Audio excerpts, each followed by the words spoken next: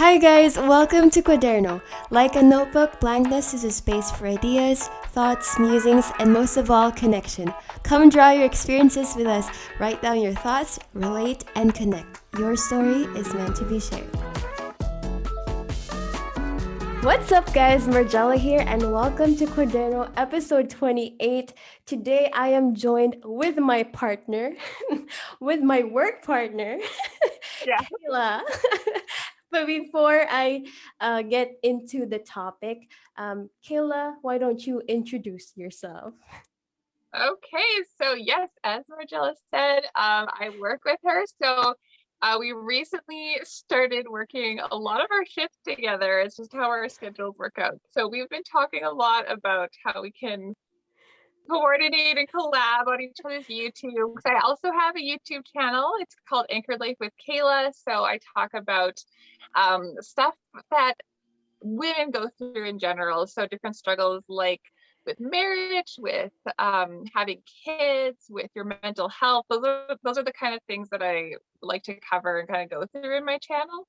And so yeah, Margiela and I thought it'd be great to talk about it together. So I also like to dance and I like to travel, which isn't really happening right now. And I have a 16-month-old daughter, and that's my life right now.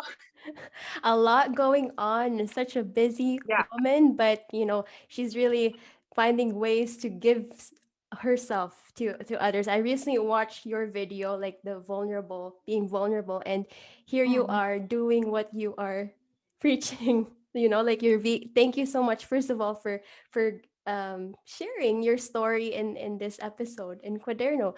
um Yeah. our episode today is like what Kayla said. She was talking about mental health, and today we are focusing on recovering from anxiety. Before, though, we get into what anxiety is, I'm curious, what made you choose this topic? Well, it's something that's been very personal to me in the last years. Like, I would say that I've always been more of a worrier, and my mom would always tell me that I got it from my grandma. Sorry, grandma. And it's just always kind of been my nature to be more worried about things. But there was a situation that I had that I'm sure we'll get more into here that was just very anxiety provoking, and over time it just got worse and worse and started having more physical symptoms and stuff related to it. And after I got myself out of the situation, it's taken a couple years to be able to recover from that. So for me, it's been like a daily thing of just trying to get my mind right and to kind of just maybe not get over, but get through this anxiety that was really bothering me so much. So I just want to take what I have learned in that season and how I've been able to get through it and help other people, because like the more people you talk to, the more you realize like so many people are dealing with anxiety and different mental health issues. And so if I can take what I've learned to be able to help myself and be able to help other people with it, that would be great. And I feel like then it would be more worthwhile that I've had to go through this, but at least like someone else can, learn from my mistakes or learn from what I've learned. Exactly, and that's, I really love how vulnerable you're, open to share your story, so to make others to feel that they're not alone. And I see that Mhm. it's amazing how we've crossed paths and we have shared the same interest and the same goal in one way or another, similar. Yeah. And yeah, here we are. But what is anxiety for you? Anxiety is for me is when I just don't feel like myself because my body and my mind are just gone. They're just crazy. That's how it feels Yeah. when I feel anxious. It just feels like my mind is going in every single direction. I can't keep it straight, and my body is reacting to that stress. Like for me, I get a lot of stomach aches when I'm feeling anxious. Hmm. So it's just that tension in my stomach and panic attacks and just not feeling like I am myself. So that's how it's been for me. Yeah. For me, What it's about for like you? For me, Yeah. it's like a worry, fear. At first when I was a kid, I thought it was just like I didn't know how to differentiate with fear. Like as a kid, I was never afraid of anything specifically. Really, really, you know how kids are before, like they have phobias, like of the dark and stuff. For me, it was just like I don't have a definite fear, but when I grew older, I guess it was the fear of like maybe social disapproval. Like I was really, really shy and very. I think about what other people think a lot, and yeah, it's just like worry, like you said, and it translates into physical symptoms. I remember back then I was in nursing school, and I just was so scared of failure that, I wasn't thinking. I was crossing the street already, and I almost got hit by a bus, and the bus had to like beep at me because I was just so ruminated with my thoughts, and it was negative, you know. And one time, panic attacks, right? I don't know if you had one before. Like I Yeah. felt short of breath and like chest pain. I was gasping for air, and it was hard to sleep sometimes too. So those are like physical symptoms as well. Mm-hmm. Mm-hmm. And it's um scary when you feel that way. Like there is one time I was driving and like for me, I've kind of had panic attacks when I'm relaxed. Like it's like I've had a stressful day and like my body and my mind knows that I need to keep going because I need to like push through and get through this. But then the next day when things are more relaxed and see I'm not at work anymore, I'm at home, things are calm. That's when I get a panic attack, and that's when my body's just like, okay, like I've had so much stress, now I can just like let it all out. So for me, that's kind of how it's been. And it's scary when you feel like you can't breathe. And it's, yeah, it's just a terrifying feeling, especially like when you first start having them, you don't even know what it is. Like I used to work in an emergency room, and I would mm-hmm, have people mm-hmm, come in who thought they were having heart attacks, and we did all the workup and everything. And it was probably anxiety, and it was probably a mm-hmm, panic attack. They weren't having any mm-hmm. cardiac things. So it's scary and it feels so real. It's amazing how our thoughts just, initiate that emotional response or physical response at at that moment already, Um, be, what is normal and not normal, do you think, for anxiety? Well, we obviously need some anxiety, right? Because we need to keep ourselves from danger. So our anxiety will keep us from jumping off a cliff and falling on the rocks down below or something crazy like that. Like we need some anxiety. And also, I think a little bit of healthy anxiety, like if we want to do things really well. So our a little bit of anxiety just helps us to do our best, right? And to actually put stuff into it because we want to do well and we're a little anxious that, we want it to go well. So we do well. But then when it starts taking over, and that's all that we can concentrate on, and that's all you can think about, then that's way too much. And it's just not helpful at that point. Mm-hmm.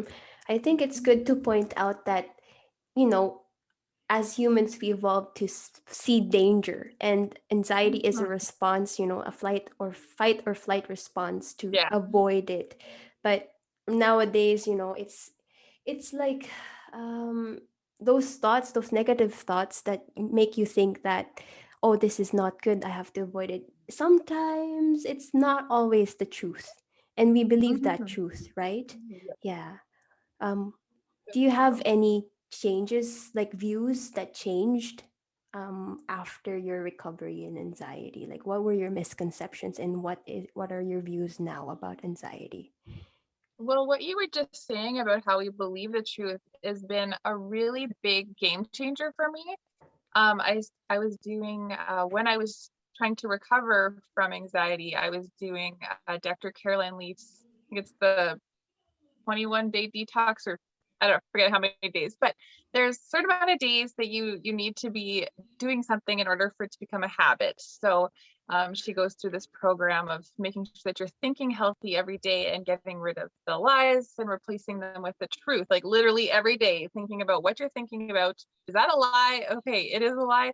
Let's replace that with what the truth is. And sometimes you might not actually believe what the truth is because it doesn't feel true, even though you know it is. So you just kind of have to remind yourself, okay, this is the truth, and that what I was believing was a lie. And it's crazy when you actually stop to think about what you're thinking, that some things you're like, oh wow, like I did not realize the thing I was thinking. It's like, it seems like it's true, but when I actually look at it and I actually think about what it is like just just close enough that you think it's true, but it's not.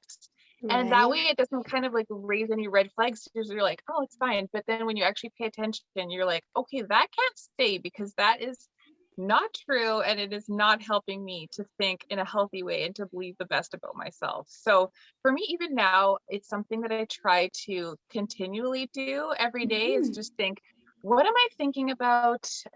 Is this true about myself or about the world, my situation, or is this a lie?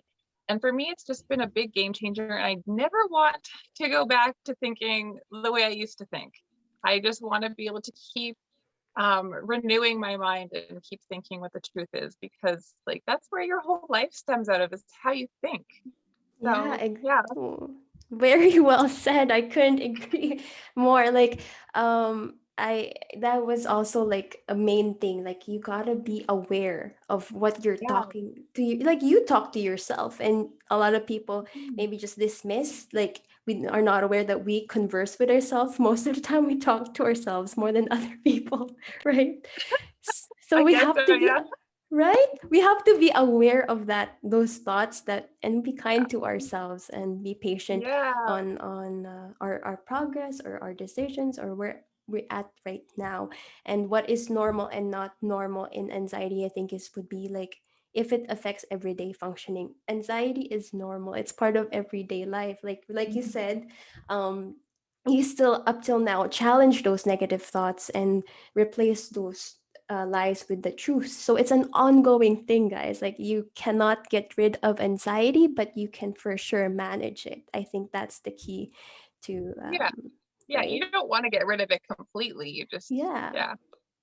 But I like what you said about being kind to yourself because that is something that I have struggled with until someone actually pointed out, like, that you should be kind to yourself. It's like, wow, like, I don't know, for some reason, it's like, I always know you should be kind to other people, but no one ever really talks about being kind to yourself. And when you make a mistake, it's okay. Like, just try better next time. Like, you Yeah. know? Yeah, it's a process. Like, for me, Kayla, like, self-love took me up till now. I'm still doing it, like trying to maintain it, but it took me like 12 years because, as a kid, I got bullied as well, and Mhm. those lies, I put it in my mind and it stuck with me. I believed in that. That's the power of belief, when I believe what other people said of me. And so, yeah, it really is a daily decision to be kinder to ourselves. Yeah. Yeah. Can you take me back to the time when you were very anxious? Like, what is the scariest part? That's scary. Like, okay. Well, for me, it started with my first nursing job. And so, in a small rural hospital where you don't have a lot of supports, and I was also in charge of the emergency room sometimes. And yeah, there's just not a lot of staff around when you work in a small place. And Yeah. Hmm. you never know what's going to come into the emergency room. And so, some people love that and they just like are thrilled by the adrenaline and woo, what's going to happen today. But I'm a very like methodical person and I like to know what's coming and I I just it stresses me out to be unsure about what's going to happen. So for me it was just a very stressful place to work because of that uncertainty and not knowing what was going to happen. And as a new nurse too, I'm not confident in my abilities yet and able to, okay, whatever comes, I've got this. Like I just wasn't there. So it was super stressful and I got to the point where I had to start looking for another job. And so I'm like, okay, I'm gonna start applying for other jobs while I keep my current job because I need the money coming in. And it was so hard for me to find a job, especially since like in a rural area, there's not that many job positions. So I was trying to get a job in the city, which is a different health authority. So trying to move from one health authority to the other is very hard to break through. At least it was for me. So it took a long time, and eventually I got to the point where I was having these really bad stomach aches when I was at work. And at first, I didn't really put it together with anxiety. Like I would be, I remember I was in the hall with my med cart and I was trying to pull out people's meds for them. And I was literally like doubled over because I had so much pain in my stomach. But I was Mm, like, well, I gotta keep working. And I finally realized that it was anxiety when I was feeling totally fine. One day I come into work, I sit down, we start doing report. As soon as we started doing report, all of a sudden the stomach ache came back. And so I'm like, okay, well, if the stomach ache is only happening when I'm starting my shift at mhm. work, it's clearly related to that. So I just had to quit my job, and it was so scary because I did not have another job lined up, and I just felt like I was kind of drifting in the wind because yeah, I didn't have a direction to go. Like without a career, like, or a job ahead of me, I just felt like I was just all over the place, and I felt like nobody wanted me because no one would hire me. And I'd even applied to like Indigo, and where else did I apply? I Really? don't know. I applied to Oh. some like basic jobs that didn't require a nursing degree. And I didn't even get those jobs, probably because they knew I was like overqualified for the job and wouldn't stay very long. But at the time, it was just so discouraging. I'm like, they don't even want me. And so it was just this. And then I was still dealing with like physical symptoms that just carried on because yeah, we'd been talking about this before, Margiela, that the physical symptoms that come with anxiety, they don't leave right as soon as you are out of that stressful situation. Like your body, it takes time for your body to recognize that, okay, I'm not in a stressful situation anymore. I can relax. I don't have to be stressed out anymore. So for me, it took, I can't even remember, but I feel like it took like a year and a half before I was like starting to feel like more like myself. And it took a very long time to get over all those physical symptoms that still plagued me after that. But I did get a job where we currently work, and it's just such a better environment for me now. So I feel like I can Nice. actually like be myself, and I don't have to worry about going to work and getting a stomach ache or having a panic attack. So for me, it was just like, okay, I need to get myself out of the situation and then start working on that healing that needs to come, because that's a big part of it too. You can't just leave, right? I had to work on my thinking and how I was thinking about things. Mhm.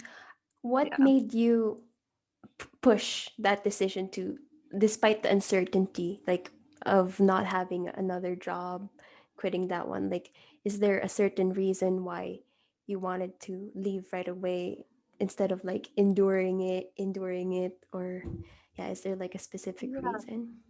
Well, I felt like I endured it as much as I could. And this is like very hard to talk about because it's like very it's just very personal because but I know that so many people have felt this way too, so that's why I want to talk about it. But I came to this place where I wouldn't say that I was suicidal, like I wasn't trying to kill myself, but I just didn't want to live anymore. And I was like, it'd be fine if I didn't have to wake up tomorrow. And that scared me to think like that because I've always loved life, and I just love life. I love thinking about the things that I'm going to do in the future, and I love planning for the future and trying different things out. So for me, when I recognized the fact that I didn't love life anymore and it was all because of a job, like that is so not Mm. worth it. And for me, I was like, if I if my life is over because of a job, that is terrible. So I need to do something about this right now. And so I was like, I need to quit. This is enough. So yeah, it's really scary to think like I'd always thought that I was a strong person, and like I'm not saying I wasn't a strong, I guess I'm a different kind of strong than I thought, but it scared me to think that someone who I thought was a strong person could get to that place where I didn't want to live anymore. And I'm like that's just a scary thought to think that I could slip that way. and I don't want to be there again. I do not want to be there. So, yeah, I don't know. Have you experienced anything like that before? Or Oh, of course, Kayla. okay, I won't of deny. course. I struggled with it like every single day.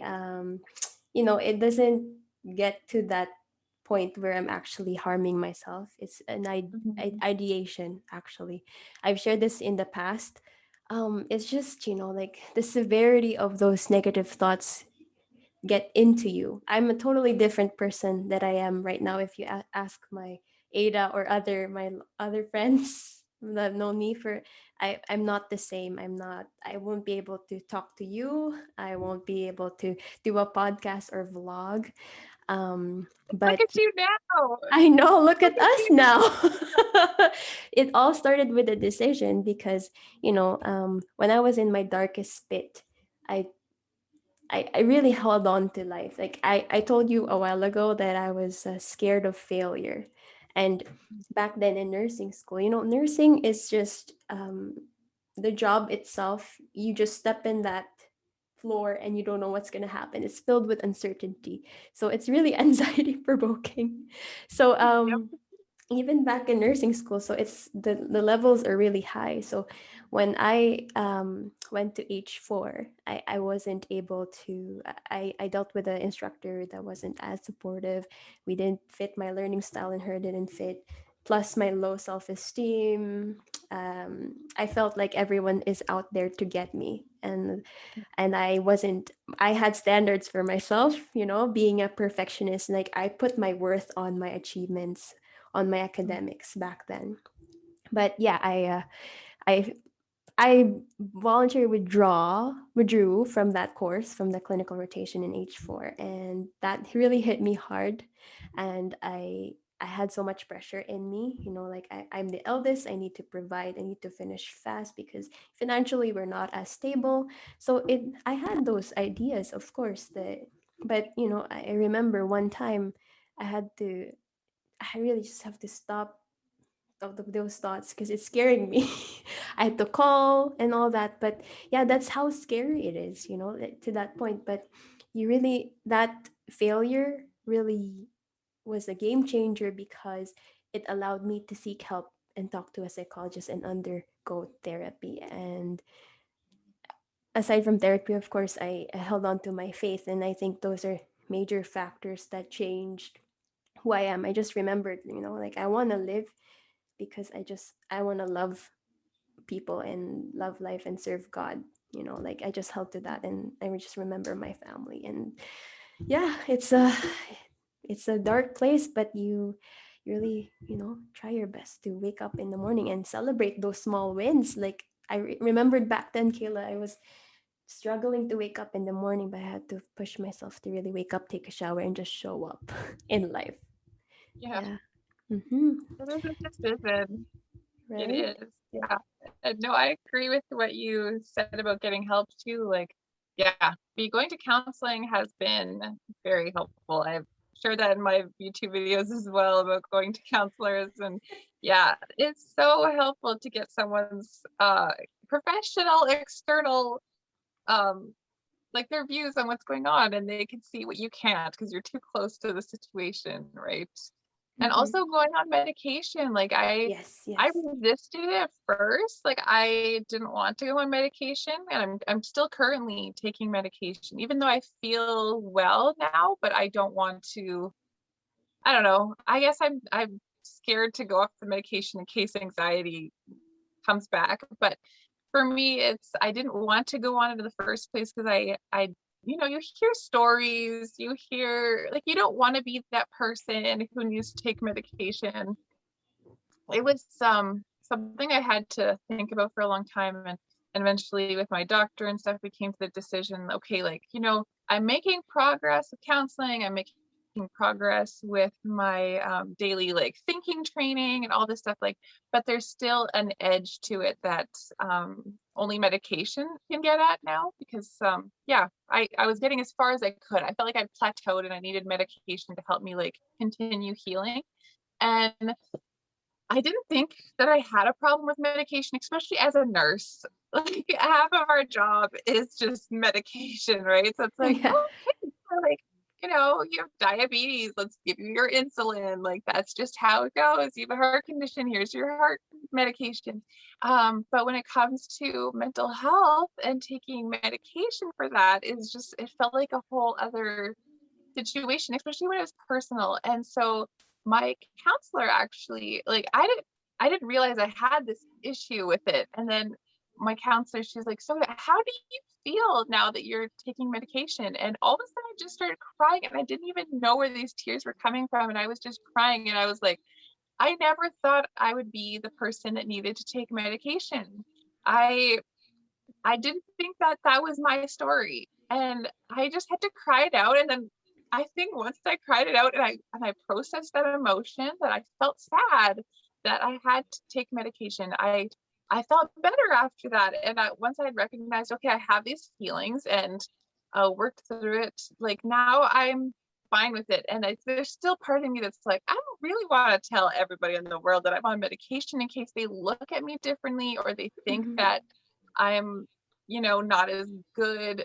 But the truth is that I know about myself is that I am still worthy and I am still able to do everything now. And actually, I'm able to do more than I was able to do before when I was on medication because I was too anxious and I was too like having all these physical symptoms to be able to do all the things I wanted to Yeah, do. So I can physical. actually do more now when I'm actually on medication because I have the ability to, and nothing's holding me back now. So it's just been having to change the way I think about it too, and having to also, like you were saying, when I was worrying about what people are thinking about me, I just need to let it go and not worry about what they think about me. Because if Mhm. someone doesn't think that I am good enough to do whatever because I take medication, that doesn't affect me. I can still go do that thing. They don't need to, they don't need to, their opinion doesn't change that. So, Exactly. yeah, same as you. It's a big hurdle to overcome of worrying about what people think about us. And honestly, I think everybody has a little bit of that too, Hmm. worrying about what people think about them. So Hmm. that's Oh, for just sure. human. Yeah. Thank you for bringing that up, especially with the medication, because I feel like a lot of people have a uh, Yeah. negative outlook towards it. It really depends on you. It's your life, right? Your decision, your health. So whatever is healing for you, you go at it. If you think this will benefit you, why not? For me, I did try like probably half of the tablet of the lorazepam, but I guess for me, I wanted to try on the cognitive behavioral therapy more. So I focused on that, kept doing it every single day. I had to journal, challenge those negative thoughts, and it took me 6 months to change the way I think of things. And I think it's important to note that healing is on your own timeline.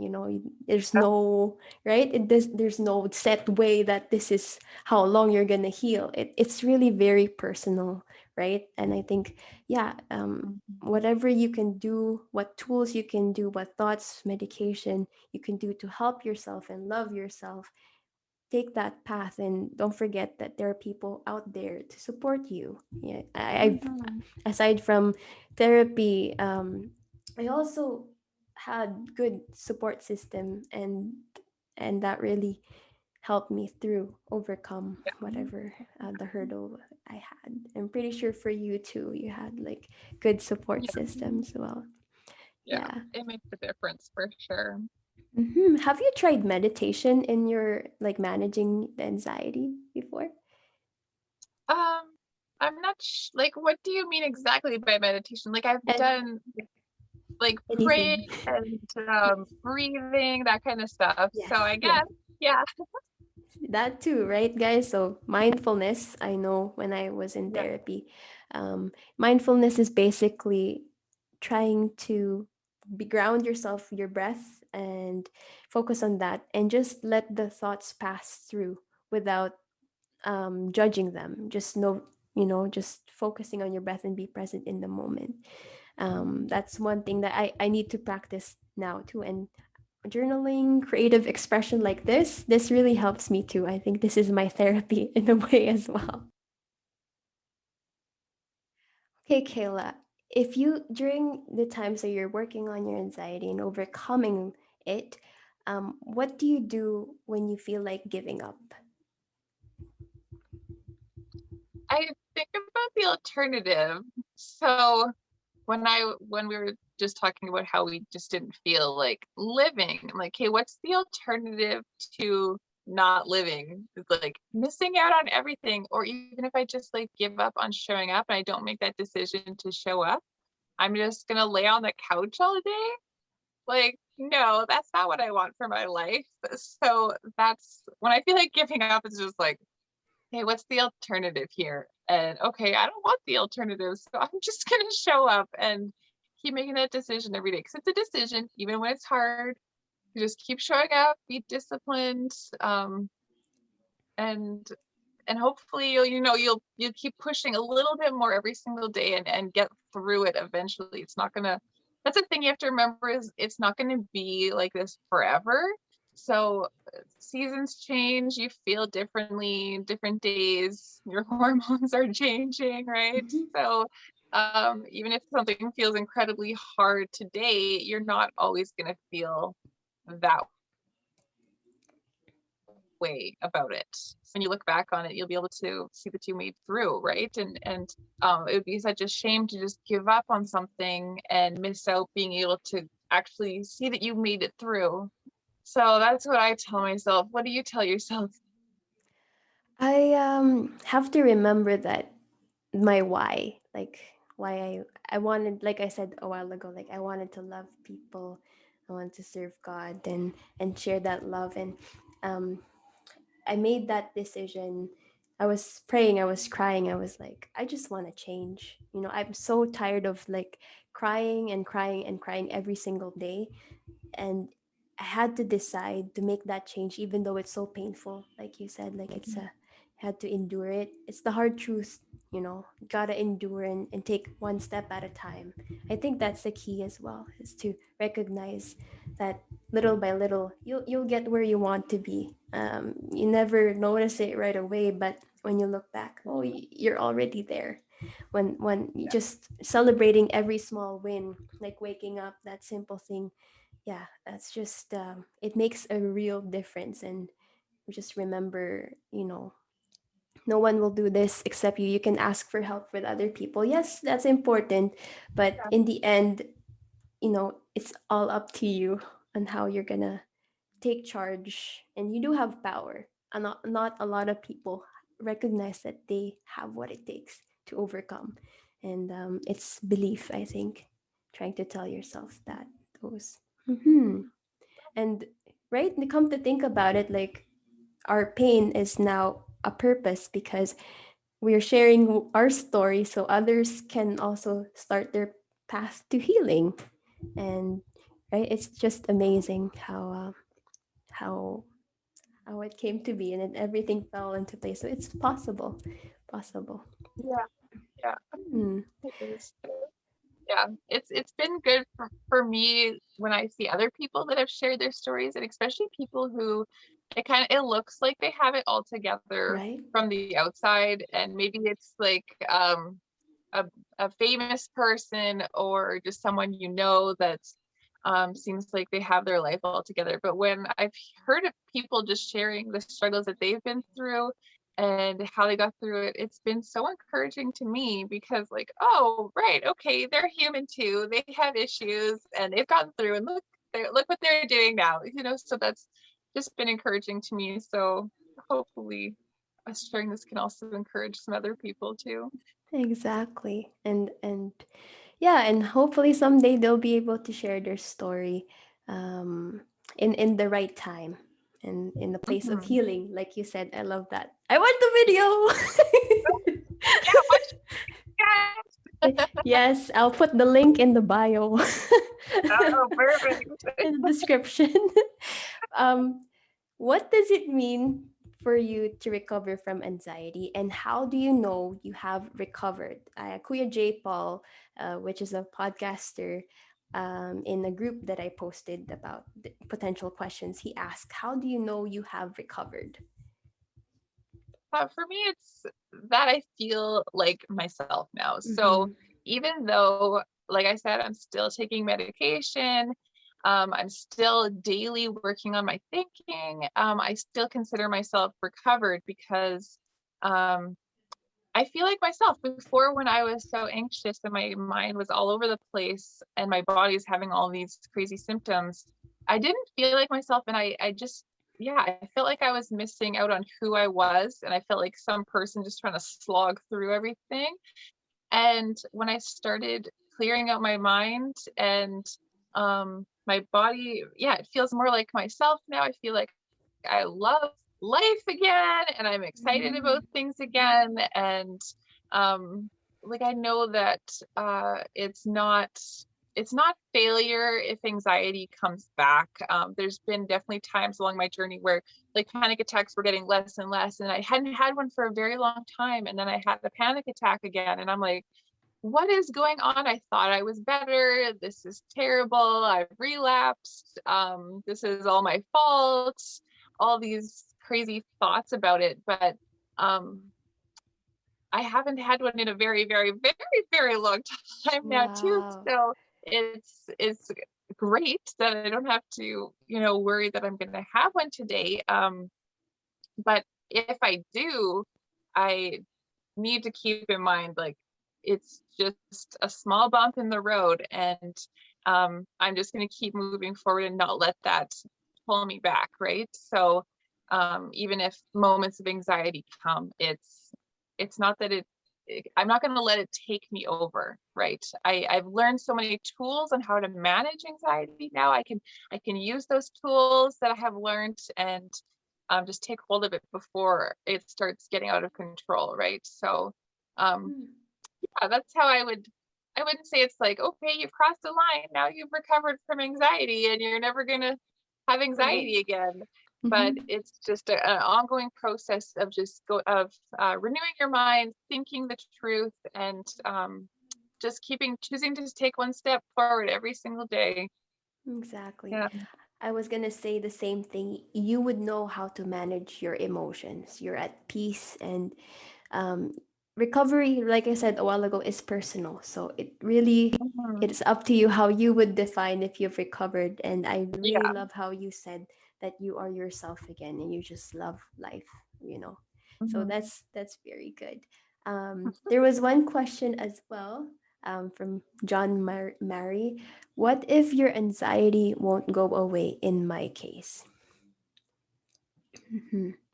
Yeah, We've been that's a through tough. that. Yeah, when you feel like it's not going away. And Yeah. so I'd say for both of us, we've kind of had that time, that season where we Hmm. felt like it wasn't going away and then it did go Yeah. away. But I also Mm-hmm. recognize the fact that there are people who have different anxiety like different conditions and stuff where anxiety Mm-hmm. just doesn't go away and you just have to manage it, right? And Mm-hmm. um that would, I guess, be like any chronic disease or condition that just keeps Mm-hmm. going and you just have to treat it, right? Mm-hmm. I would just want to tell like whoever's feeling like it's just not going away, what do I do? Um, is you remind yourself that you are worthy still, whether or not you have anxiety, you are still worthy and still valuable as a human being, and you deserve the best. You really do, and so you deserve that help. So get that counseling, go on medication if you need. Put that work in every single day to make yourself better. But if you are still having anxiety, then that doesn't make you less of a person. And it's just something that you have to manage as you go forward. And like we were saying before, to be kind, be just being kind to yourself. Like if you know that because of your anxiety, you can't do as much as maybe you used to do, or as much as the people around you can do, you need to tell yourself and remind yourself that's okay. And maybe you can only do 50% of what other people you think that other people are doing in a day, and that's okay if that's all that you can like that's all that you can do, that's all that you can do, just do it the best that you can. I actually just posted on my Instagram today a graphic about busyness doesn't equal worthiness. And that's definitely a lie that I've been trying to work on too. And I think most of us do, right? Like Yes. we all feel like, oh, we did this, this, and this. We can check it off the list. I feel so good about myself. But even if we just sat there all day, we are still worthy and still, yeah, we're still worthy to be loved. So that's what I would say to someone who anxiety is just not going away. And also don't give up, because you don't know that it's never going to go away. But even if it doesn't ever go away, just yeah, just keep going. Choose that. Choose life because it's worth it. Yeah. And it's amazing how, John Marie, if you're listening, you're acknowledging that anxiety is there. Part of it, I think people are resistant about anxiety. Um, Acknowledge it, yes, but don't let it define you. It's just a part of your Yeah. life, but it's not you, right? And I'm pretty sure with you asking this question already, you're already doing something to manage it, and celebrate every effort that you do, and just if you've done every work that you have today, just surrender, to if you believe in a higher power, just surrender and let go of the things that you cannot control, and just stick to your truth, stick to the truth. Yeah, that's all, I think. I I love what you say about that being just a part of you, not all of you. That's definitely something that I've had to realize in the past too. Right. And I had to change the way I was using my vocabulary as well, because when I talk about like my anxiety or my stress, and I started just changing it to saying anxiety and stress. Like I don't want to take this on Mm, and make it mine. It's a thing that's happening to me, but it's not me and it's not mine, and I'm gonna give it back now. So just changing the way I was talking about it made a big difference. yes, words are very powerful, and facing it, like when you just face your fears, facing the anxiety, it's just, you know making that decision really again is really really important, and knowing your triggers, that can be habits, that's another thing. We're coming to an end now. From your experience, what is the main lesson that you want to share with us, or main message, Kayla? The main message is that there is always hope. There is always hope. So, like I said before, things are going to change. You're not always going to feel this way. Um, just looking at our lives, like we have come through a lot, and both of them were nursing related, but that's not saying that no one should be nursed. Happened to be stressful for us. It made So us stronger, though. It did. yeah, it for sure did. And to think how it brought you from um someone who would never be able, you tell me that you would never be able to talk to me before you No. went through all this. Like now you are just thriving. So it definitely made both of us stronger. That is for sure. And so we can, yeah, taking these things that we go through and just making ourselves better through it all is it's just such a beautiful thing. And to not give up, and just my one main thing is that there is hope and you are still worthy no matter what you are going through. We are just here and you are loved. Thank you so much, Kayla, for joining me and spending time with us. I hope your Quaderno experience was good. Maybe you'll Oh, come back. thank you so much for having me. This was so Yeah. good, Margiela. Yes. How can we support you, and how can we follow you? Okay, well, you can find me on Instagram and YouTube on Anchored Life with Kayla. So that's where you'll find me. All Yeah, so right. look forward to seeing you guys. Yes, guys, please help support my partner. She's awesome, guys, and she's the kindest and sweetest, amazing mom. And to Sophie, and yeah, Very, very much thankful. Thank you again, Kayla, and I hope to see you soon, Thank like you. real soon too. Oh, that was Bye. sweet. Yeah, I'll see you at work. Bye, Bye. guys.